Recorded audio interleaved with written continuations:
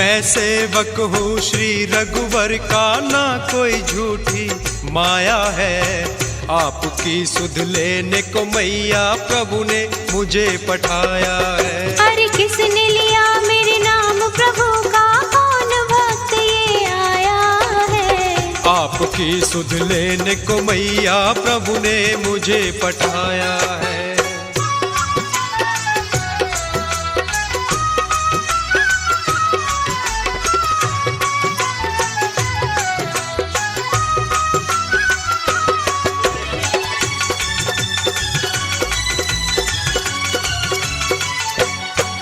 क्या नाम है भक्त तुम्हारा, मुझको सच्ची बतलाओ तुम।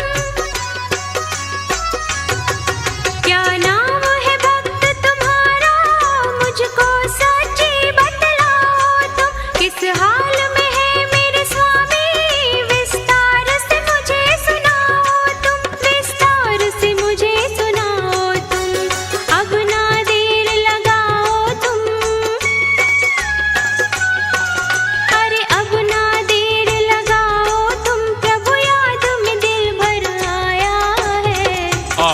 की सुध लेने को मैया प्रभु ने मुझे पठाया है। अरे सच्चा भक्त है मेरे राम का या फिर कोई माया है।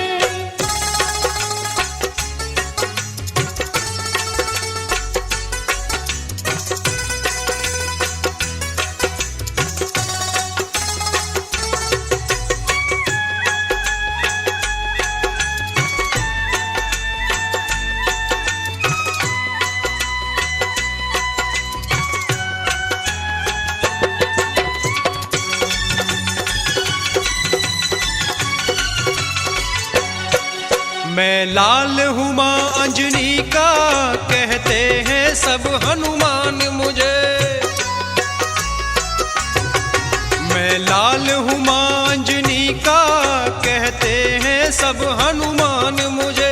श्री पवन देव का प्यारा, बस और नहीं कुछ ध्यान मुझे, बस और नहीं कुछ ध्यान मुझे। प्रभु ने दिया ये काम मुझे, प्रभु ने दिया ये काम मुझे, मैंने ये सच बतलाया है। सच्चा भक्त है मेरे राम का या फिर कोई माया है। अरे आपकी सुध लेने को मैया प्रभु ने मुझे पठाया है।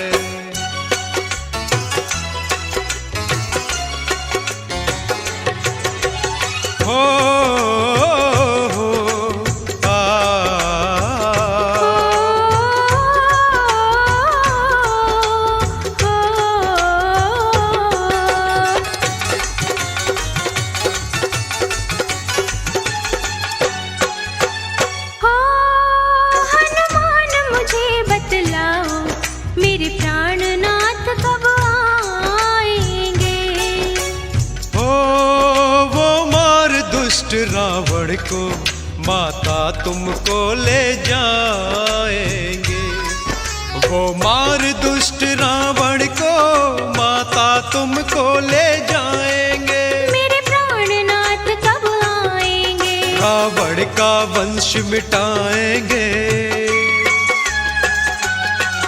रावण का वंश मिटाएंगे, माँ जिसने तुम्हें सताया है। सच्चा भक्त है मेरे राम का या फिर कोई माया है। अरे आपकी सुध लेने को मैया प्रभु ने मुझे पठाया है।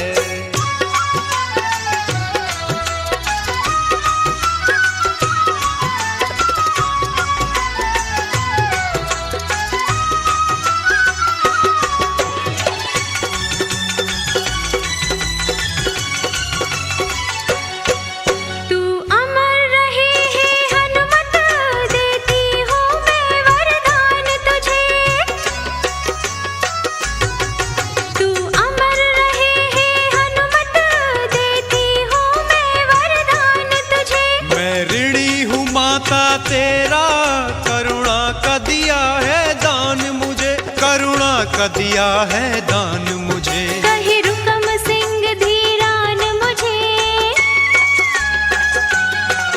कहे रुकम सिंह धीरान मुझे, मिल प्रभु नाम की छाया है।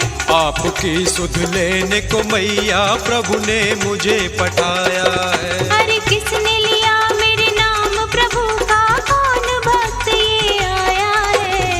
आपकी सुध लेने को मैया प्रभु ने मुझे पठाया है।